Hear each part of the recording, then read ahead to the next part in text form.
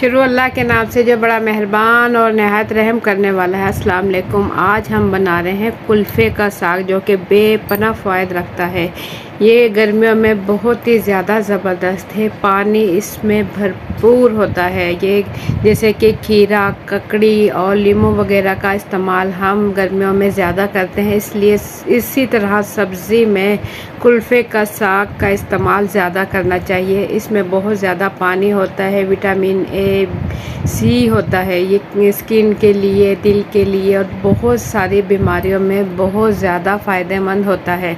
तो इसे ज़रूर पकाना चाहिए। गर्मियों में अगर आप चाहते हैं आपको गर्मी कम लगे, या आप बाहर काम करते हो या किचन में काम करते हो तो आपको गर्मी बहुत ज़्यादा लगती है, पसीने बहुत ज़्यादा आते हैं, तो आप कुल्फ़े का साग बनाएं और इसे खाएं।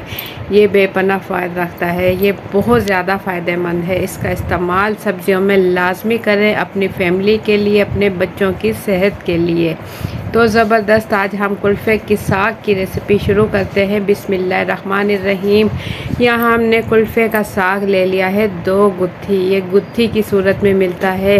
और कुल्फ़े का साग जो होता है देखने में ये बिल्कुल मेथी जैसा लगता है। जो सर्दियों में मेथी आती है बिल्कुल वैसा ही लगता है, लेकिन मेथी के पत्ते पतले और इसके पत्ते मोटे और पानी से भरपूर भरे होते हैं। इसमें नमकियात बहुत ज़्यादा होता है, जो कि हमारा पसीने वगैरह, गर्मियों में पसीना आता है, नमकियात हमारे जिस्म से निकलती है, तो कुल्फ़े साग का इस्तेमाल करें। ये आपके जिस्म की जो कमी है, नमकियात की कमी है, विटामिन ए, सी की कमी है, उसे पूरा करेगा।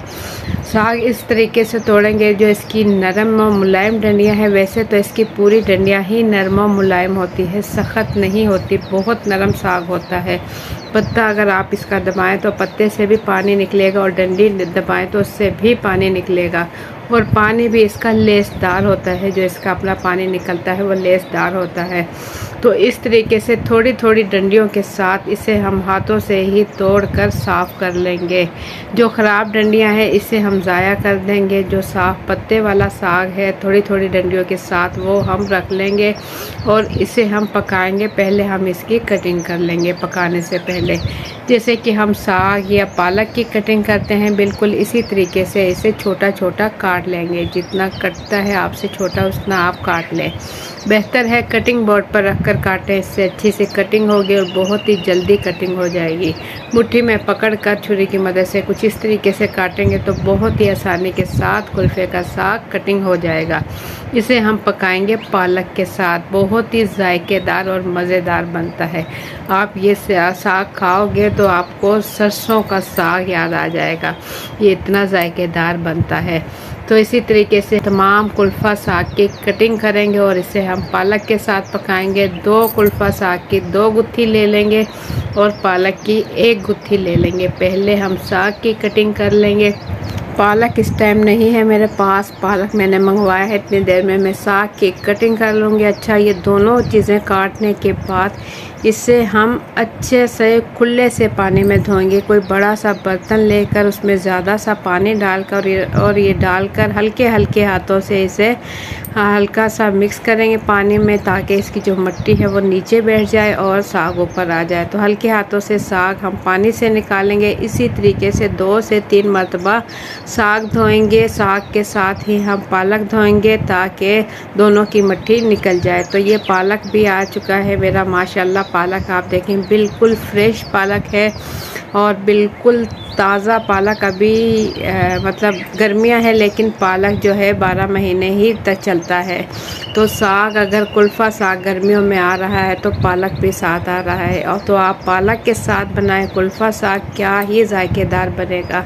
तो इसमें बहुत ही कम जो डंडियां हैं वो ज़ाया होंगी, और अच्छा पालक है तो हम पालक अच्छे से साफ़ कर लेंगे। फिर भी इसमें देख लेंगे कोई कचरा, एक्स्ट्रा घास फूस वगैरह ना हो, वो हम ज़ाया कर देंगे। तमाम पालक अच्छे से साफ़ करने के बाद इसकी डंडियां मैंने आधी ज़ाया कर दी हैं और आधी डंडियों के साथ इसे मैं काट लूँगी। और पालक भी आपको पता बहुत जल्दी पक जाता है। इसी तरीके से कुल्फ़े का साग भी बहुत ही जल्दी और बहुत कम टाइम में बन जाता है। दोनों चीज़ों को पहले मैं इकट्ठा करूँगी और इसे मैं अच्छे से धो लूँगी 2 से 3 मरतबा पानी में।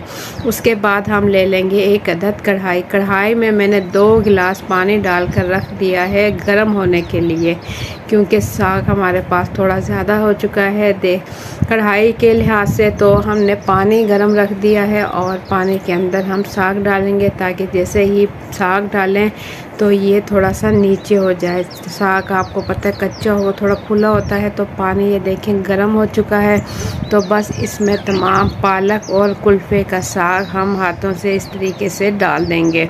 ज़बरदस्त सेहत और जायके से भरपूर कुल्फ़ा साग यहाँ हम तैयार कर रहे हैं इतनी देर में। अगर आप लोगों को मेरी वीडियो पसंद आए तो एक प्यारा सा लाइक कर लें, और चैनल पर न्यू है तो सब्सक्राइब कर लें, और वीडियो अपनी फैमिली और फ्रेंड के साथ ज़रूर शेयर करें, क्योंकि इस मज़ेदार सेहतमंद सब्ज़ी से हर कोई फ़ायदा उठा सके। और ये बहुत ही ज़बरदस्त रेसिपी है, इसी तरीके से बनाएं, आपको बहुत ही मज़ा आएगा खाने में। तो साथ ही हम इसमें बहुत ही कम मसालों का इस्तेमाल करेंगे, और सिर्फ लाल मिर्च, नमक और हरी मिर्चें यहाँ मैंने ले ली है तकरीबन 12 से 15 अदद हरी मिर्चें ले ली हैं। छोटी मिर्चें हैं और तेज़ मिर्चें हैं। इसे मैंने धोकर इसकी डंडी अलग कर दी और इसे बिल्कुल बारीक बारीक काट लेंगे।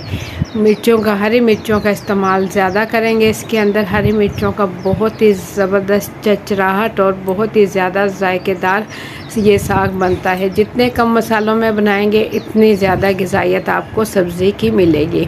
तो मिर्चें काटने के बाद हम देख लेंगे साग। ये देखें साग का जो है अपना ही पानी इससे निकलने लगा है। इसमें पानी बहुत ज़्यादा होता है कुल्फ़े के साग में, और इसके अंदर पालक के साग में भी बहुत पानी होता है। तो इसमें डाल देंगे 1 चाय का चम्मच लाल पिसी मिर्च और 1 चाय का चम्मच नमक 1 खाने का चम्मच डाल दें। आप अपने टेस्ट के मुताबिक कम ज़्यादा कर सकते हैं। हरी मिर्चें भी साथ ही डालकर इसे हल्का हल्का सा नीचे दबाएंगे, ताकि मसाले जो हैं इस साग के साथ अच्छे से पक जाएं। तो इसे हम पकाएंगे मीडियम फ्लेम पर। इसके अपने ही पानी में ये पकेगा, और इतनी देर में साग पकेगा। तो हम ले लेंगे बेसन। 2 खाने के चमचे हमने बेसन लिया, और इसे हम भून लेंगे चूल्हे पर हल्की आंच पर इसे भून लेंगे, ताकि जो बेसन का कच्चापन है वो ख़त्म हो जाए।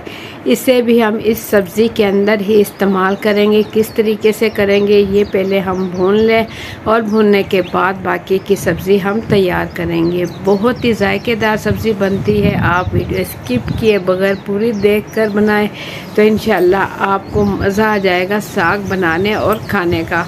और जो कोई खाएगा आपकी तारीफ़ किए बगैर ना रह सकेगा कि इतनी ज़बरदस्त सब्ज़ी तैयार हुई है। तो जैसे ही बेसन की प्यारी सी खुशबू आने लगे तो इसके बाद चूल्हा बंद कर दे और इसे हम साइड पर रख देंगे। और इसके बाद हम देख लेंगे अपना साग। उससे पहले हम ले लेंगे लहसुन की 8 से 10 जवें। यहाँ मैंने देसी लहसुन ले लिया है। अगर आपके पास देसी लहसुन नहीं है तो आप दूसरा लहसुन का भी इस्तेमाल कर सकते हैं। तो देसी लहसुन की जवें छोटी और थोड़ी तेज़ होती है, तो 8 से 10 जवें ले लेंगे और इसे बिल्कुल छोटा छोटा काट लेंगे। जो दूसरा लहसुन होता है वो थोड़ा मोटा होता है, तो वो उसकी आप 3 से 4 जवें ले सकते हैं। इसे बिल्कुल बारीक बारीक चॉप कर लेंगे। इसके बाद हम देख लेंगे साग, और साग में बिल्कुल हल्का हल्का सा पानी रह गया है और तकरीबन ये पक चुका है। तो बस इसमें डाल देंगे ये बेसन जो हमने भुना था। ये थोड़े से 1 कप पानी में अच्छा सा मिक्स करेंगे और इस साग के अंदर डाल देंगे। इस साग के अंदर बेसन का इस्तेमाल इसलिए किया जाता है ताकि जो ये साग बनाए थोड़ा सा चिपका हुआ, थोड़ा सा लेसदार, तो ये वैसे ही होता है, लेकिन ये जायके के लिहाज से भी अच्छा बने और बहुत ही देखने में भी ज़बरदस्त लगे। अगर आपके पास बेसन नहीं है तो कोई नहीं मसला, आप बेसन की जगह आटा भी ले सकते हैं। आटा हल्का सा भूनें और पानी में मिक्स कर कर साग के अंदर डाल दें। तो पानी में मिक्स करने से ये होगा कि इसके अंदर गुठलियाँ नहीं बनेंगी। डायरेक्ट डालेंगे तो गुठलियाँ बनने का डर है। तो पानी में मिक्स करने के बाद इसे हमने हल्का सा घोट लिया और इसके बाद हमने यहाँ ले लिया है 1 कप दही। 1 कप दही इसके अंदर डाल देंगे और दही में आपको पता बहुत ज़्यादा ग़िज़ाइयत और कैल्शियम से भरपूर होता है दही। तो इसके अंदर ना हमने प्याज और ना ही टमाटर का इस्तेमाल किया, सिर्फ दही का इस्तेमाल करेंगे। इससे बहुत ही ज़बरदस्त जायका बनेगा और बहुत ज़्यादा फ़ायदे रखता है ये दही और ये साग। यानी अब दही डालने से साग के जो फ़ायदे हैं वो डबल हो चुके हैं। ये बहुत ज़्यादा फ़ायदेमंद साग हो चुका है। गर्मियों में दही भी ठंडा और इसके साथ कुल्फ़ा साग भी ठंडा। तो ये आपके जिस्म में एक ऐसी ताकत और ऐसी ठंडक भर देगा कि आपको किचन में खड़े होकर भी गर्मी नहीं लगेगी अगर आप इस साग का इस्तेमाल करते रहे तो। और बच्चे जब स्कूल जाते हैं तो कितनी गर्मी और बाहर जाना बहुत ही मुश्किल लगता है गर्मियों में। तो आप इस सब्ज़ी का इस्तेमाल ज़रूर करें। ये खाने में भी मज़ेदार और ग़िज़ाइयत के लिहाज से भी बहुत ही ज़बरदस्त है। तो ढक्कन ढक कर साग हमने छोड़ दिया हल्का सा घोटने के बाद। अब सरसों का तेल हमने ले लिया है आधा कप और इसे चूल्हे पर रख दिया है और इसे हल्का सा गर्म होने देंगे। जब ये हल्का सा गर्म हो जाए तो इसके बाद हम डाल देंगे इसके अंदर लहसुन, क्योंकि ज़्यादा गर्म होगा तो तेल उछलना शुरू कर देगा। ये सरसों का तेल है, थोड़ा हल्का गर्म हो तभी इसके अंदर लहसुन डाल दें और ये बहुत जल्दी गर्म हो जाता है।